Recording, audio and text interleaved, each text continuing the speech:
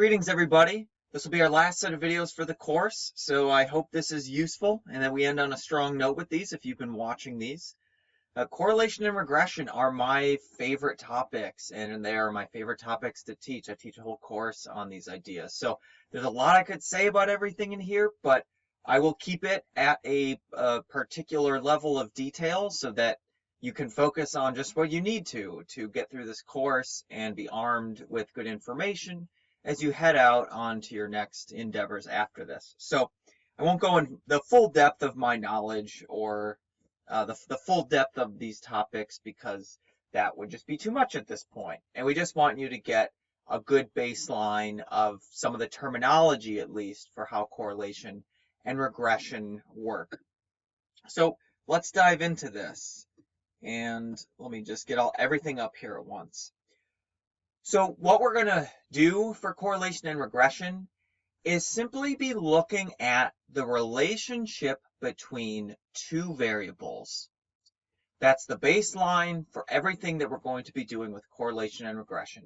Two variables, and what is their relationship?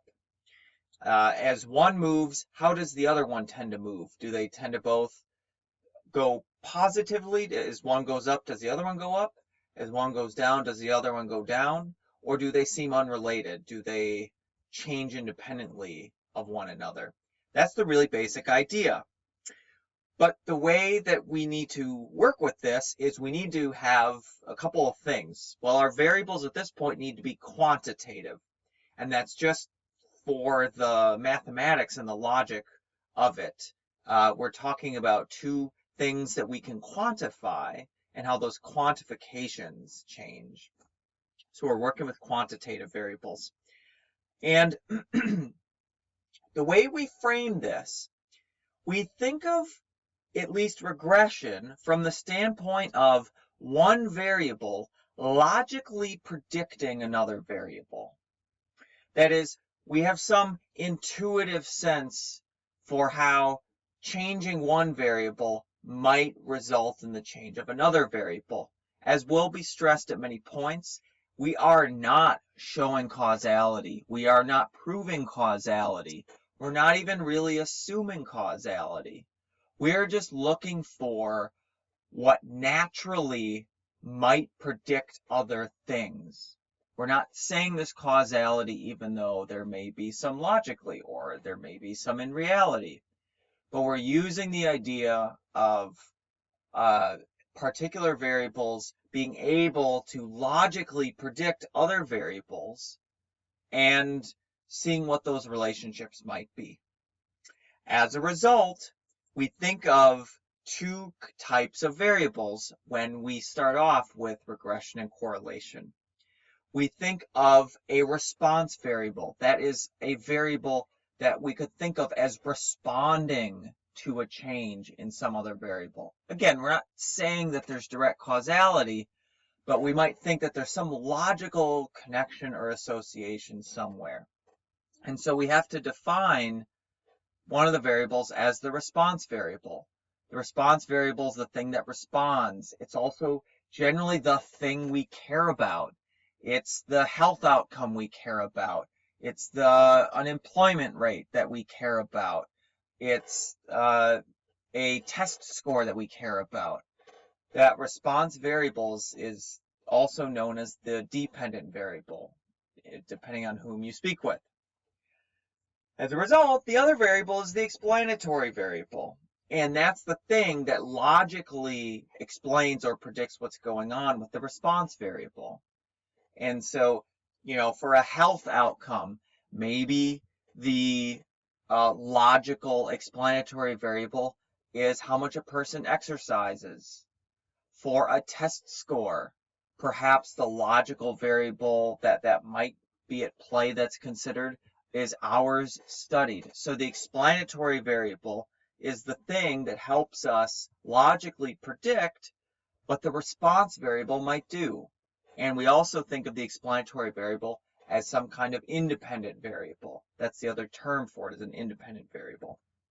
So with this example here, if we want to predict coffee sales at an outdoor stadium, and we'll use that example throughout here, then we'll say that our y, or our response variable, are indeed those coffee sales. And that's the thing we want to predict. We care about, say, predicting coffee sales. Well, and the variable that we might use to try to explain those sales is the temperature outside. Maybe that explains some or a lot of why coffee sales are changing. And so we use temperature to predict those coffee sales. One other really fundamental point I want to communicate, the reason why correlation and regression exist at all is because things vary. And I know this may sound almost too simplistic based on what we've done so far in this course, but think of it this way. If everybody in a class got the exact same test score, but everybody was just different in their own way, then that test score, there's nothing interesting going on with it. There's nothing we can explain with it. There's nothing to predict with it if everybody gets the exact same score in a test and everybody is different in some way.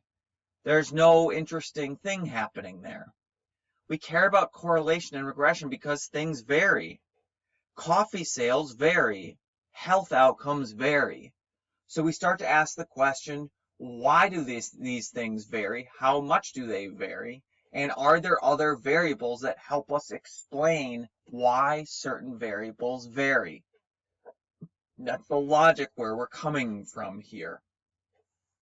So here is our first general idea of a scatter plot. We can simply, if we want to explore this idea of coffee sales and temperature, first instinct whenever we have a couple of variables is to plot them.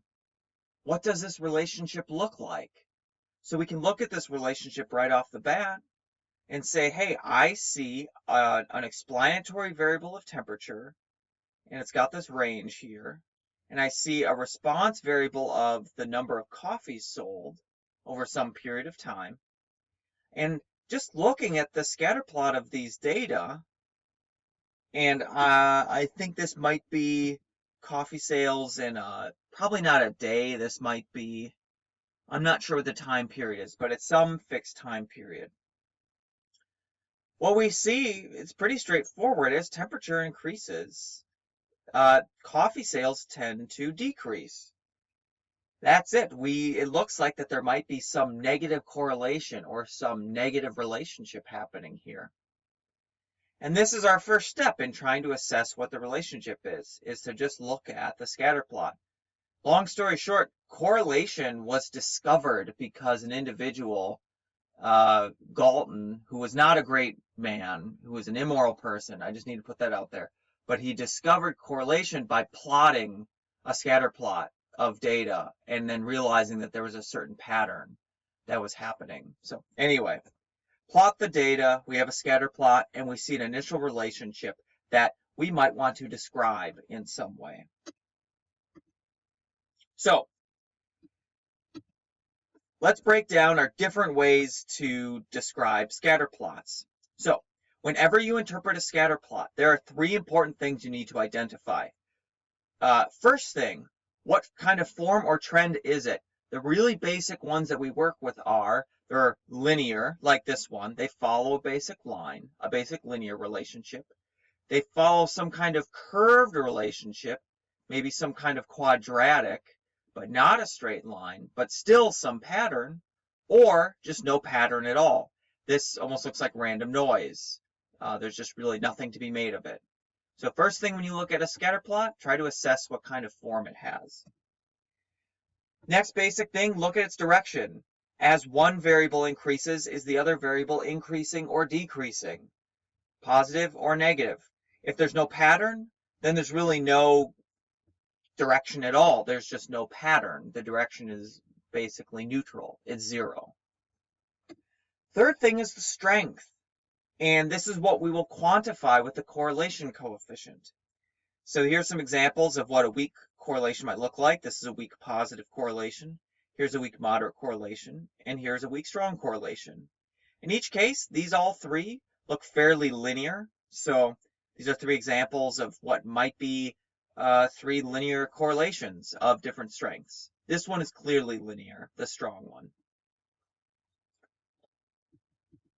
So let's break this down here.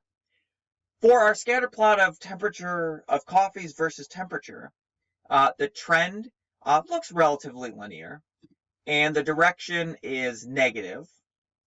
As temperature increases, the coffee sales appear to decrease. And the strength, it's moderate. Yeah. It's not a perfect line, but we can generally make out this pattern pretty clearly. So moderate, maybe strong. Again, this is some of the fuzziness of statistics coming through here, where when we ask questions like, is this normally distributed or not? Is that an outlier or not? I mean, you can check an outlier, but when you visually look at things, there's some of that subjectivity involved. So that's just an example here. The correlation coefficient, it is a mathematical calculation. You don't need to worry about how it's calculated. If you want to, you can look into it. You can read about it. Please ask me questions if you care about the calculation. I've had to dig into it more with my classes, so I actually enjoy very much working with the calculation of it. It's very cool. But all you really need to know, just some basic things. The correlation coefficient, it ranges from -1 to +1. It cannot go outside those bounds. It goes from -1 to +1. A correlation of 1 is perfectly positive. Those data points are basically perfectly on that line if you were to show a scatter plot of them, heading in the positive direction. A correlation of -1 is perfectly correlated, but in the negative direction.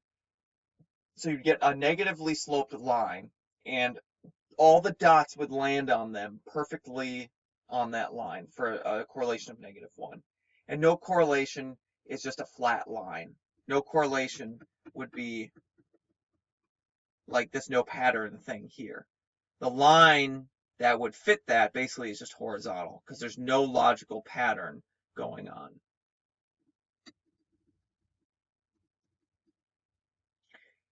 The most important thing about the correlation coefficient, it is the strength of the linear relationship.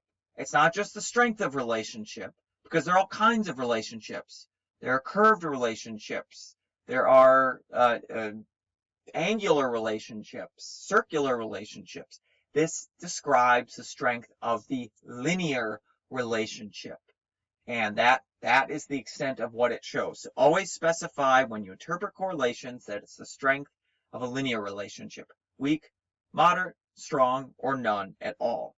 And obviously it tells us the direction based on the sign, and that's all loaded into the math of how that works. So, while the correlation tells us the strength of the linear relationship, it doesn't necessarily prove to us what the form is. Now, so for example, correlation coefficient of 0 has all these different scatter plots down here have a correlation coefficient of 0. Now, a lot of these things down here have a relationship of some kind. There's a clear pattern going on, for example, a clear wave pattern going on in these data here. But there's no, that linear correlation is 0. Same thing with these. These are in a clear pattern. They're restricted to a square. And same thing here. We have some interesting curves, a circle, da-da-da. So the linear relationship going on is 0, but that doesn't mean that there's no relationship of any kind. It's just not linear. And here we go, our different examples of correlations, 1, 1, 1, -1, -1, -1. They can angle in different ways. So the correlation in here is just a variety of other correlations. So again, our correlation, it gives us a pretty good idea of the linear relationship, but that's where we need to look at the scatter plot to really see what the form is. The correlation coefficient works in tandem with looking at a scatter plot.